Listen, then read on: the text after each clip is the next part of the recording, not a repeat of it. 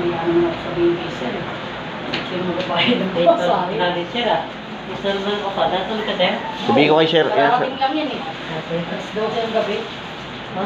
Kagaling nila siya eh. Sino? Ay, kanina lang. Karating ko lang ngayon lang. Ngayon lang din ako. Galing ako sa Makati, Sabado, Linggo, Lunes ang dating ko. Ako ito linggo doon ka. Tsaka kanina, karating ko na 11:40. Natulog mo lang pala yun. Idip lang. Kasi hinintay ko nga rin kayo nga, tinihintay ko nga si Sir kung ano ng status.